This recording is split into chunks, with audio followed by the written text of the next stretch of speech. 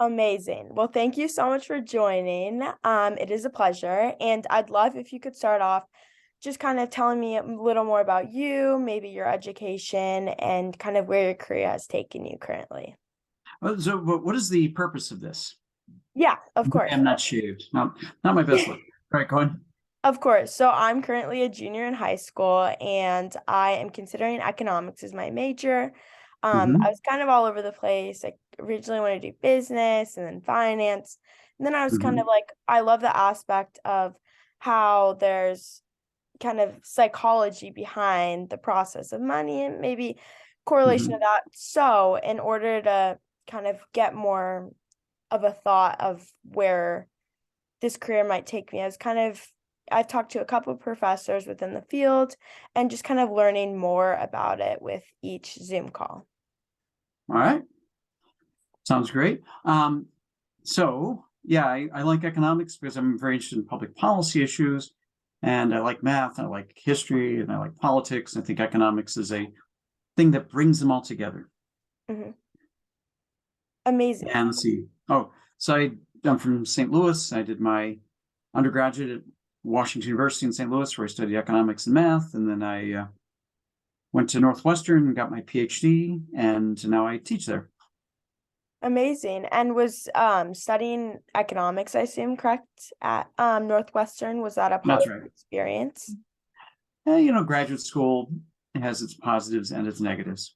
Yeah, exactly. And is it like a much different perspective now as a professor, or is it kind of like same with your starting roots?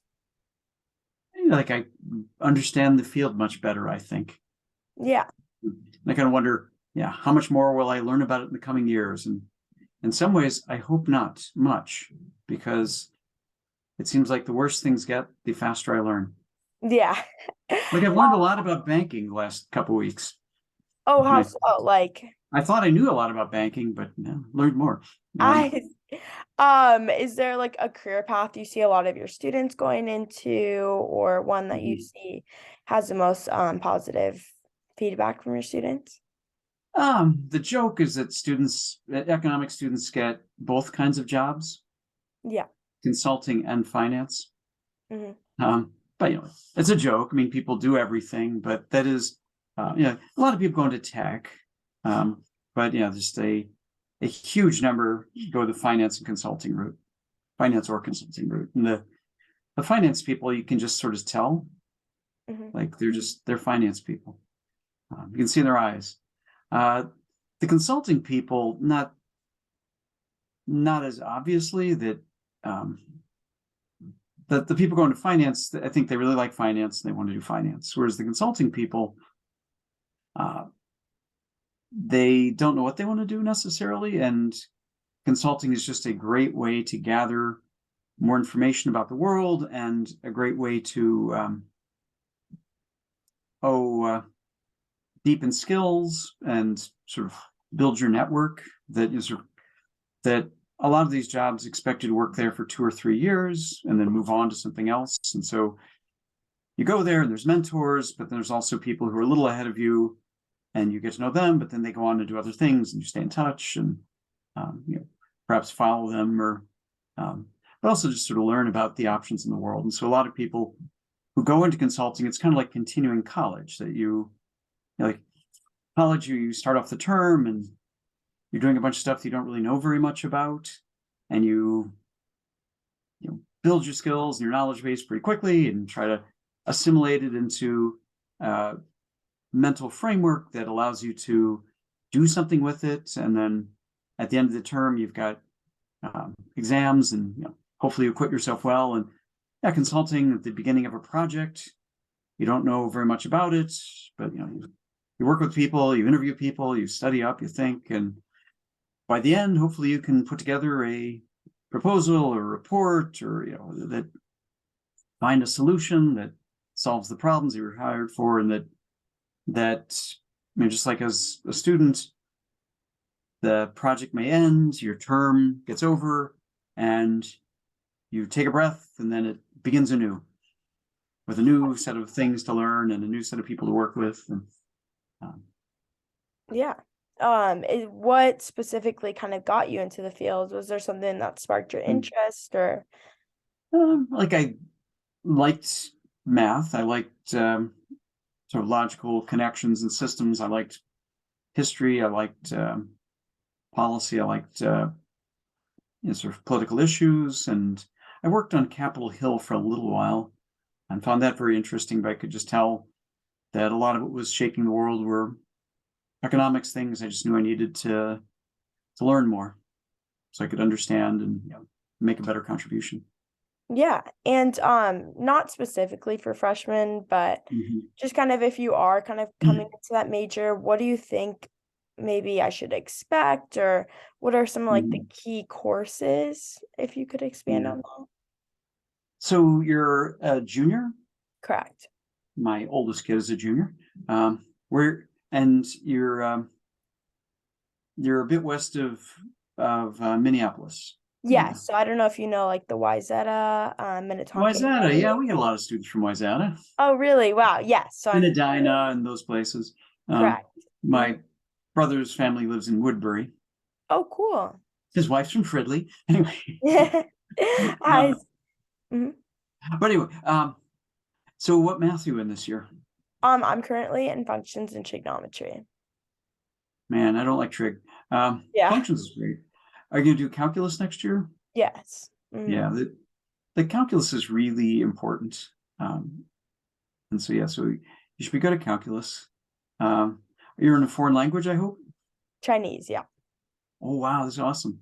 Yeah. Yeah, so like keep up your Chinese. A lot of colleges want you to have strong proficiency in a foreign language. Beyond that, I don't know. I think it's very bad to go into college with too firm a notion of what you want to do.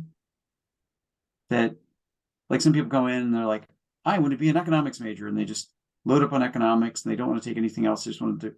And so then after 2 years, they're all done.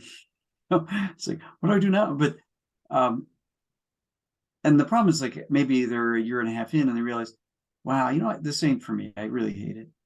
Or they take something else that's really exciting to them, but it's like, like maybe by then they're a junior, or they're like, oh no, if I just had taken this my first year, that this is what I'd want to do. So I think what you want to do is, like, if you think you maybe want to be an economics major, take some economics, but not too much.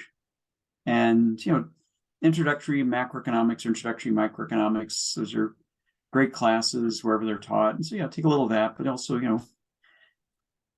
take some psychology and some math and some political science and some earth and planetary systems, and so like try different things. And there's probably things in college that you hadn't even thought about.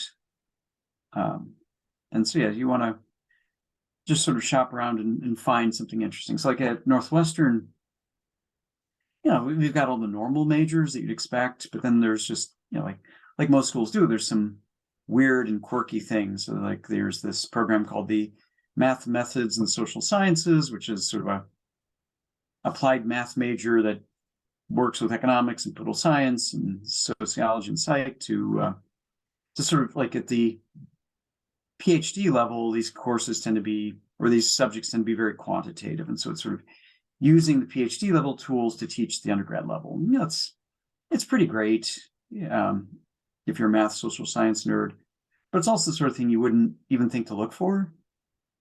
Or there's another program, American Studies. There's some schools have that, where it's sort of this combination of history and political science and literature. And it's just a quirky, great program that you just wouldn't think to look for it coming in. Or sticking with Northwestern a bit, there's a program called Learning and Organizational Change. It's sort of business adjacent. It's in the School of Education, Social Policy, and that it's been described to me as being what psychology is for people, LOC, learning and organizational change, is for organizations. And sort of like what are the strengths of an organization? What are its problems? How can you improve those? And it's very much thinking about like pivots that like Northwestern School of education social policy, a long time ago, it was a school of education. So if you want to be a teacher, you go there and you take classes on pedagogy and math or whatever and writing. But the kind of people who come to Northwestern, they're just not so interested in being teachers now. They're much more interested in being entrepreneurs or politicians or whatever. And it used to be a very female-dominated school because education was for a long time where nerd women went, whereas now nerd women want to be financiers and consultants and tech gurus. And so the school was kind of facing a problem that they're really good at training teachers and school administrators, but the market was kind of drying up for Northwestern students. So they kind of had to LOC themselves. They would say, okay, well, what do we do? This is pretty good. What else could we do? And so they're like, we're pretty good in public policy things, like education is adjacent to a lot of, other important public policy issues, health and things like that. And so they sort of move from a narrow education issue into a broader public policy issue. And then they're very good at education, obviously, they're school of education. And so they're like, oh, well, we're focusing on like K through 12 education, but we could broaden that. And so we could do like adult education. So you think about, you've got an organization that, it's got a lot of good ties between people. They work together well. It's a good mentoring system. It's got maybe a nice brand, but like its core market is shrinking. What could you train the organization and its members to do that's different? And so it's it's just sort of interesting to look at like a lot of organizations and companies that were started to do one thing. Like, I think Lamborghini was a tractor company and Lego was like they made wooden toys, and like, just Toyota was some kind of engine. Like just they're doing all sorts of interesting things. And they pivoted and they did something else and became great. And so it's this an interesting program that, again, going into a college, you would never think to look for it. It's just, and so like, it's, they don't really admit people coming in, but people find them somehow. And so, so I'd say that going into college, it's good to take some economics, regardless of what you end up majoring in, and maybe you like it, you say, this is it, or maybe you don't like it. That's interesting information too, but you also just want to really experiment. And I don't know, like, how much do you like astronomy? I'm not the biggest fan. Yeah, but you might have to take a science class. Astronomy wouldn't be the worst one. Yeah, exactly. But you might take astronomy and just totally love it, but you're not going to be an astronomer. I mean, maybe you are, but probably not. So in your first year, like taking astronomy, like it might be a really cool class, regardless when you take it. But in the first year, the payoff is probably pretty low. Or another way to say it is the payoff of taking your first year versus your fourth year would be the same. Yeah, I liked astronomy. I learned, things. Whereas in your first year, if you take maybe psych, maybe you like it, maybe you don't. But it might be something you'd want to major in. Yeah. And so like anything you could plausibly want to major in, you probably want to sample that a little bit in like the first year or two. Yeah, 100%. And I feel like it's really important to diversify like where your career may take you. And I feel like just kind of narrowing in on just one thing can kind of be a disadvantage. Yeah. But my final question is, what are some characteristics you do think in maybe your students or your individuals in general that you're like, wow, I feel like they like this career path being in economics is the right fit for them? So I'll give you a weird answer, maybe. I don't know. That like it's really nice to be super smart. But that isn't necessarily the same thing as being very successful. And so like there are a lot of super smart people, but like in academia, you get a lot of people who are super smart, but I don't know if you ever saw the program Big Bang Theory about physicists. Like, they're really good at this one little thing and they're hopeless at everything else. But because they're so good at that one thing, they think, well, if I did something else, I'd probably just, that. So the hilarity is because they step out of their area of competence and they're disastrous, and hilarity ensues. But I think it's good to, try to be a complete person. And so, so we talk about there sort of being like a three-legged stool. That, on the academic side, you want to try things. You take some computer programming, take some accounting, take some marketing, take some writing, take things that build your skill set, and that will make you look like a person with competencies that an employer would want to have. That's you're pragmatic about the world. Like you could be really smart, but all you took was physics, or all you took was Sanskrit or something like that, and employers would be like, yeah, she's really smart, but would she be happy doing what we do? I don't know. But if you might really love Sanskrit, and so you're studying Sanskrit, but you also take some accounting, take some computer programming, take entrepreneurship courses like that, and they're like, yeah, she's really Sanskrit, but she's clearly into other things as well, like business pragmatic things, and yeah, she'd probably be, she's good at them, she likes it. So there's an academic aspect that it's important to pursue, but that's leg one.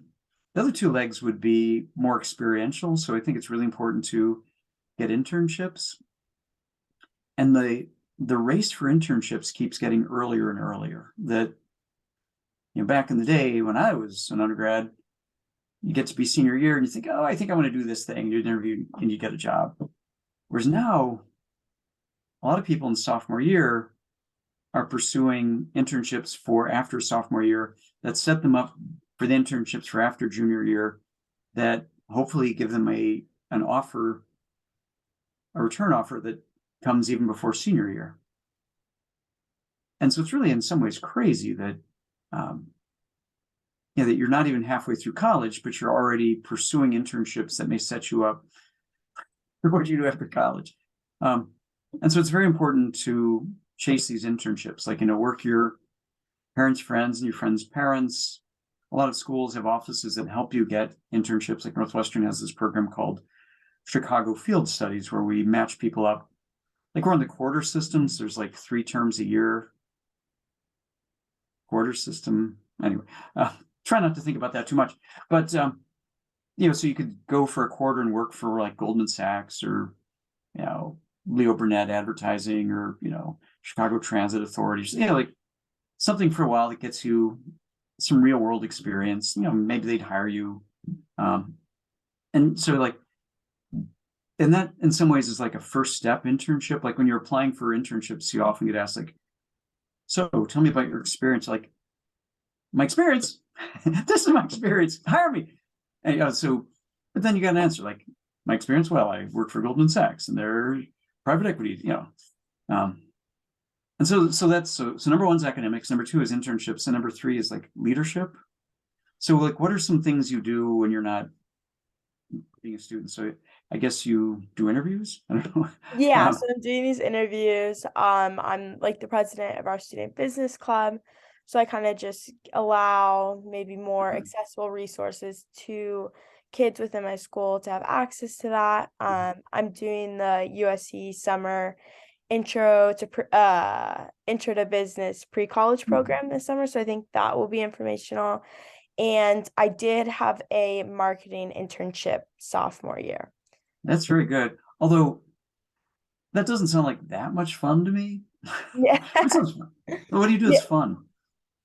Tennis. Tennis. Tennis ping pong team. We got second in the state. So Whoa, that's yeah. great. So that's fun. Yeah. So So just like in these interviews, Mhm. you say like, like they're looking for somebody who would be competent, and but I think they're also looking for somebody that they'd have to spend 40 hours or 50 hours a week with. It's like, I was into the business club and I did a summer business. Like, that's a little much. We're like, well, I love ping pong. Oh, we got a ping pong table. Like, can I play 10? Oh, like that they want a 3-dimensional person. Exactly. They want a real person as well. Yeah. Not So, just a- like, that in college, it's good to like do business clubs, things like that. Like like, getting to know older students who or a step or two ahead of you, and they can tell you like, don't do this, like that is extremely helpful. And like, so joining teams is a great way to make those relationships. But yeah, they, doing things that are fun, and then, not just being along for the ride, but being a leader. Like you have done, like the work of being president or treasurer or recruiting chair, things like that. And so like, business clubs are fine, but like club tennis or tennis team or a cappella or philanthropic stuff, and have a real leadership role. And then like in interviews, when you're discussing it, they'll say, "Oh, I see you did this. How'd that go?" And you're like, "Well, it went well, and we did, we raised a bunch of money and it got us group, but that had we done slightly differently, I think it could have gone better. If we done this one thing, we started earlier, or if like, we tried this, it didn't work, but what we're going to do next time, like that, that you're sort of introspective and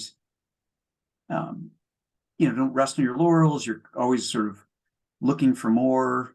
That I think that's in some ways it's a humble brag. Like, yeah, we won the state championship, but we could have had a bigger, like, it could have gone better. But it's a way of sort of being honest about yourself in a way that isn't openly braggy. Like, it's like, I do some things well, but I'm working on other things. And so like, in what you see with me, I think you'll see there's, a lot of merit, a lot of reasons why you'd want to work with me, but I'm not the complete person I will be. That, that you're seeing me now, but I'm working very hard to be more going forward. And, so I think that's the sort of thing like people are looking for in interviews is like, how is this, your accomplishments in the past? Are you satisfied with that? Or are you, imagining how this will lead to something greater? That you're always sort of thinking about, I'm not looking for a niche where I will get comfortable and stay, but I'm looking to be good at what I do and think about how I can make it better. Of course. Yeah. I feel like it's always good to be striving to learn more things and just continuing to not just educationally benefit yourself, but also, doing sports or meeting people and just being Yeah. social, because I feel like that's just as important. Yeah. That it, like in internships, they'll let you do things, but they will never let you really screw stuff up. Because when you're leading a group, oh my God, can you screw it up? It's a much more real, much more tense, much more responsibility in that space. And so, yeah, I think it's a real, like doing, reading your textbooks and doing well in exams, that's important. But like these leadership skills, they're real, and it's a learning by doing task that you do it and you get better at it. Yeah. And you train others, and like you mentioned, it's like it's for others. It's like you're creating what economists call positive externalities. Exactly. Well, thank you so much for your time. It was a pleasure, and I'm so glad I was able to chat with you. Well, very nice. I'm honored that you would find it worthwhile talking to me, but I hope this did well for you, and I hope the search over the next year or so gets you what you want. Of course. Thank you so much, and have a great rest of your afternoon. You too. Bye-bye. Bye.